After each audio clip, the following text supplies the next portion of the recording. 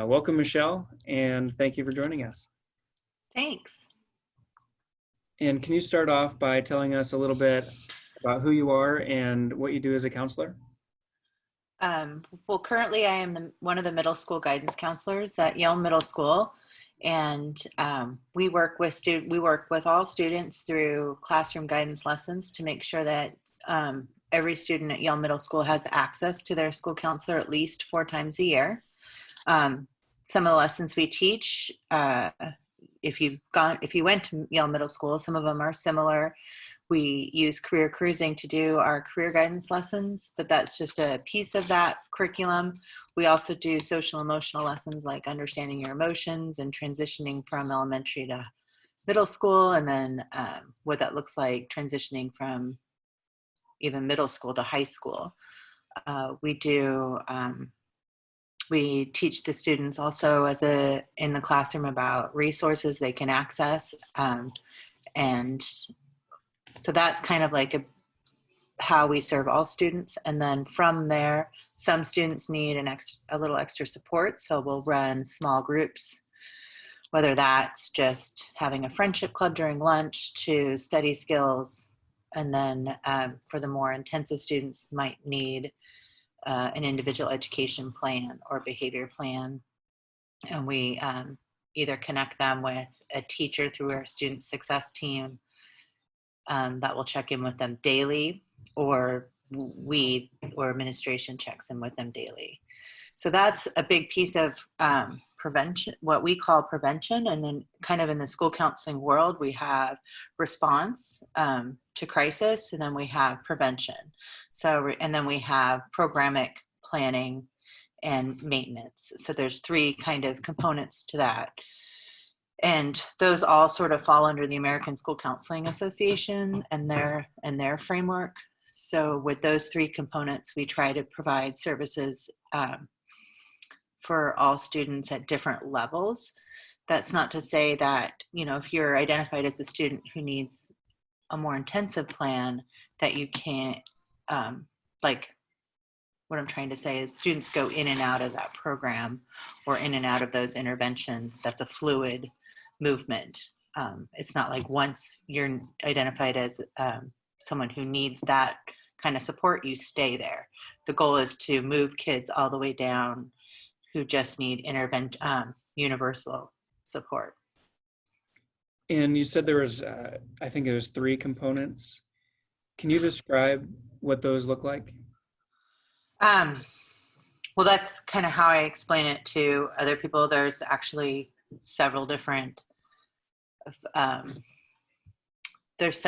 ways you can look at it. Basically, how a school counselor ideally divides their time is 80-20, and 80% being direct service to students. So the 20% would be management, such as paperwork, etc. So in the 80%, those are your parent conferences, those are your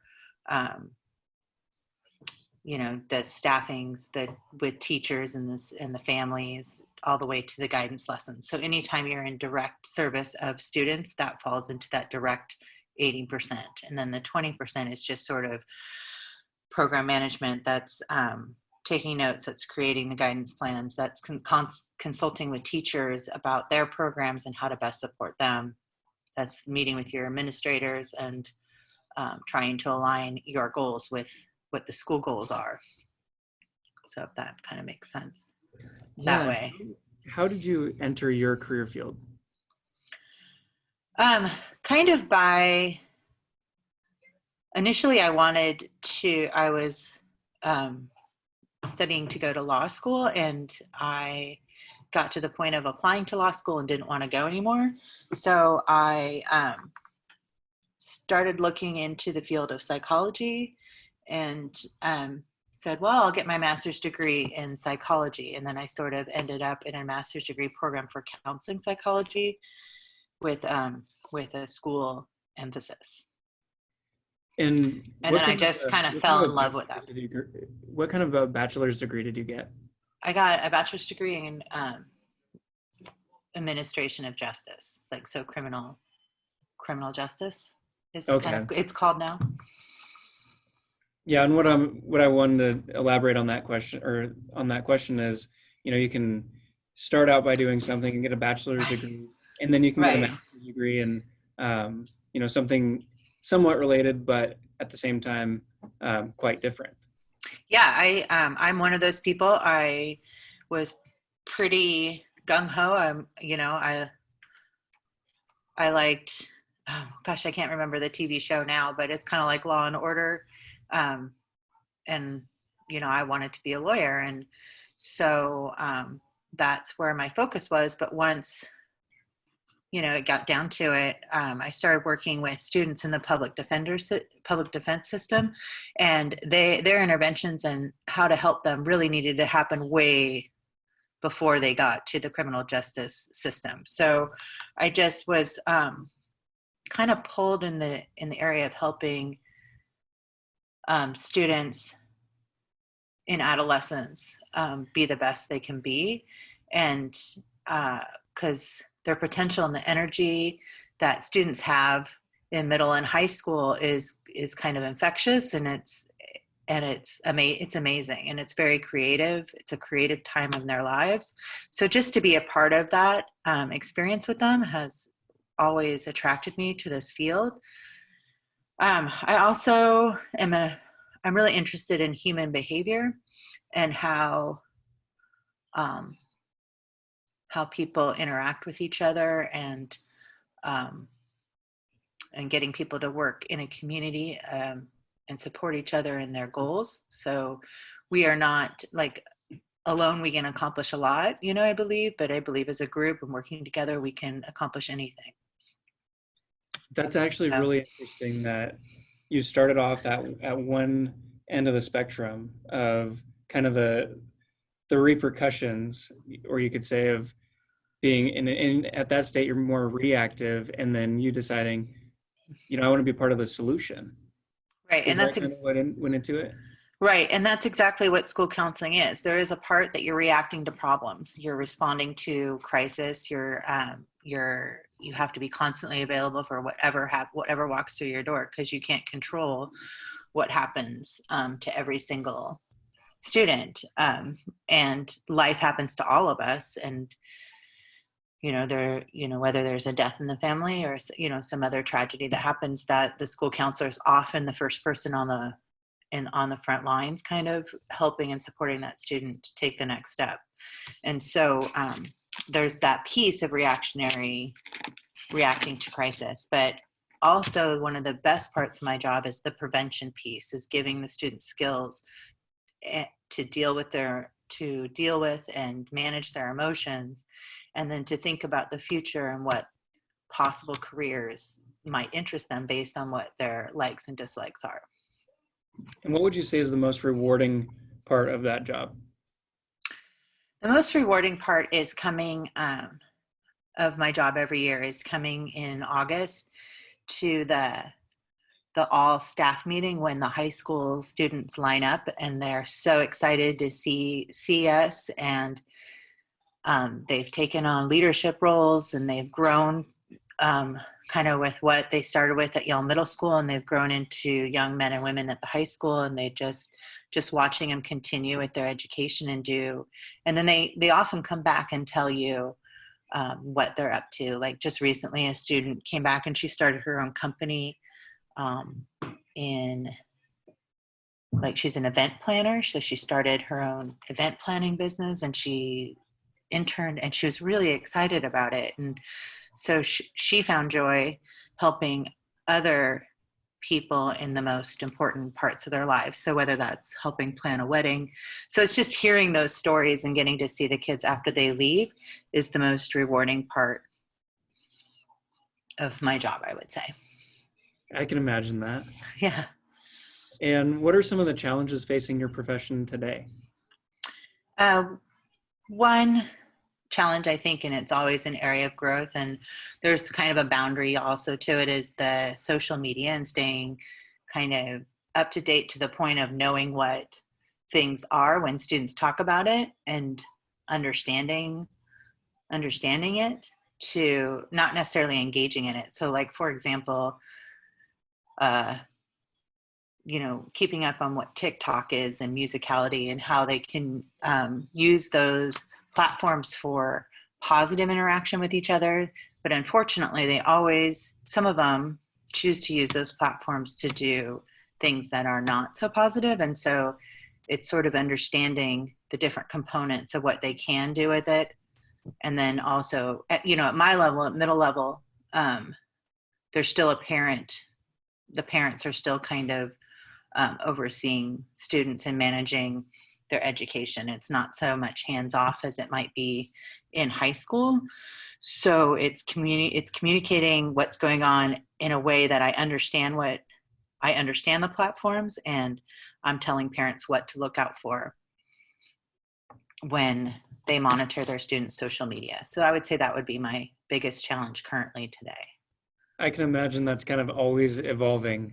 Yes. For it in perspective, when I was in middle school, MySpace was still a thing, and changing over to Facebook, which I think probably even has more comments and more negativity.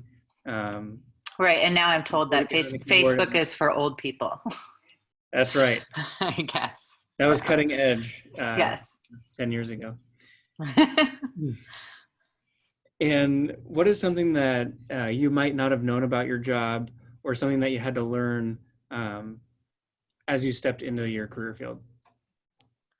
Or something that may have taken you by surprise? Like maybe you thought you were going to be, 100% with the students, and, maybe that 80-20 thing, or.